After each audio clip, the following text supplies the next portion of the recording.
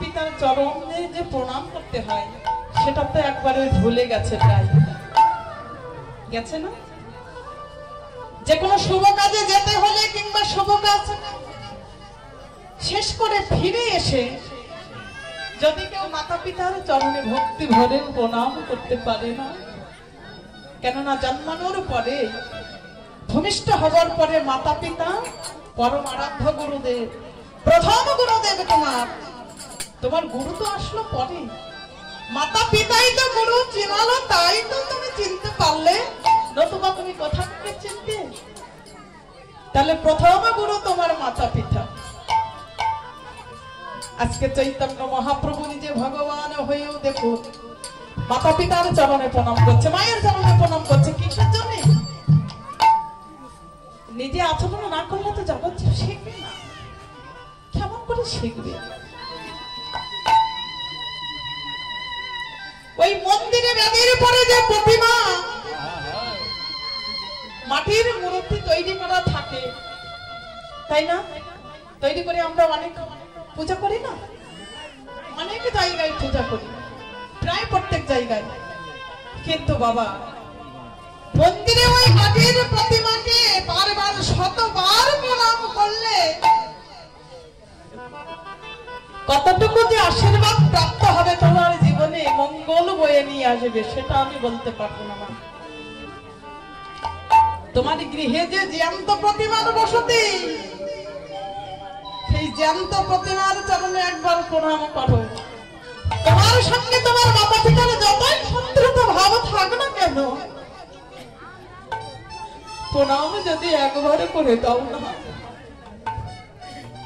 সর্বক্ষণ মাথায় হস্তক্ষেপ করে হাতখানি রেখে দিয়ে বলে সন্তান, ভগবানকে ডেকে ডেকে বলে, ভগবান আমার সন্তানকে তুমি মঙ্গল করো, আমার সন্তান যেখানেই থাক না কেন তুমি ভালো রেখো, সুস্থ রেখো, ও যে কাজেই যাক না কেন ওর জন্য সকল কাজে মঙ্গল হয়নি, তাই করতে হচ্ছে।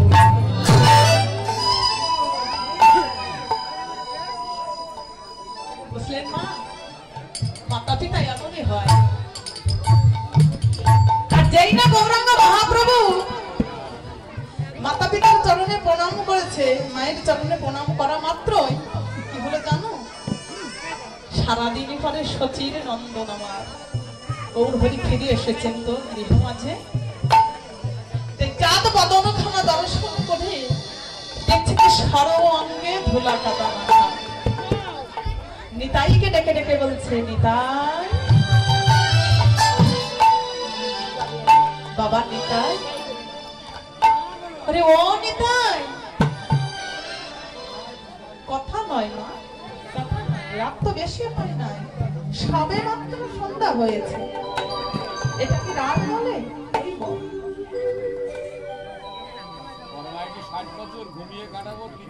হরি বল হরি বল ভজন করতে করতে তোমার জীবনের, শুধু জীবনের নয়, এই যে রাত 12টা যখন বাজবে, রাত 12টা বাজার পরে তোমার জীবনটাও ওই 12 বাজাতে যদি একবার পাবো, তাহলে 12র পরে 1 হবে, ওই 1কে লক্ষ্য করে থাকবে বসে, তখনই 1-এর সন্ধান পাবে। হরি বল হরি বল। তবে মা এমন করে কথা বলতে না।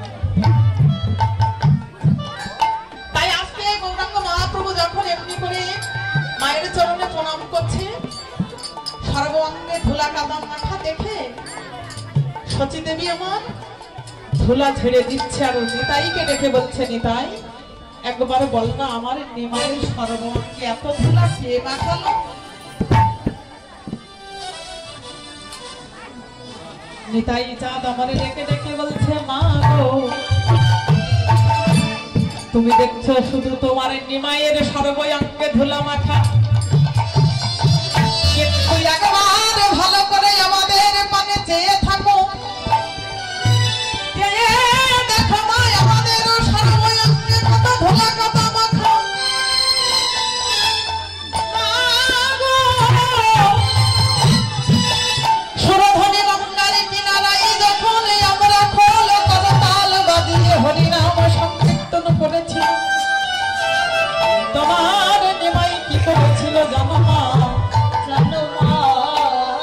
হরি বল।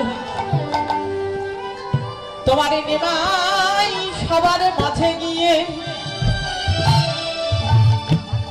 যে হারাই হারাই বলে নামে মোহিত হই, নাম প্রেম বন্যাই ভাসিতে ভাসিতে হারাই হারাই বলে চিৎকার করে কেঁদে কেঁদে নয়ন জলে বক্ষ ভাসে।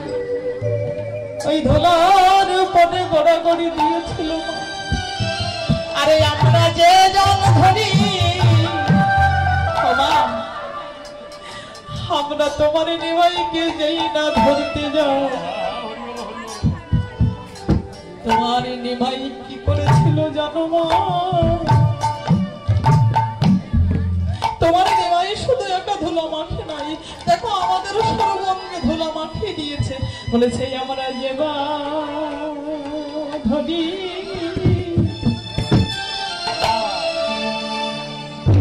আমরা সেই তো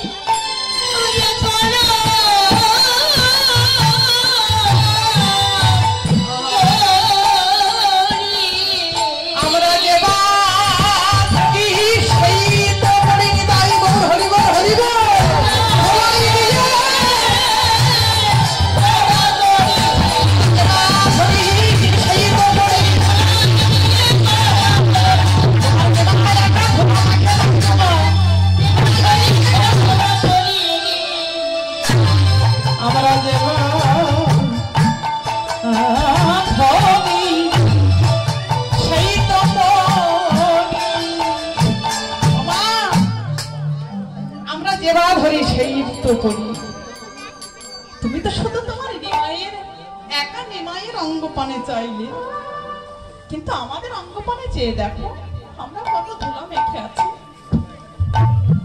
হৃদয়ের কথা শ্রবণ করে তারা থাকি গৌরাঙ্গ মহাপ্রভুকে সতী দেবী আমার বাৎসল্য প্রেমের বন্ধনে বক্ষ মাঝে জড়িয়ে নিয়েছে।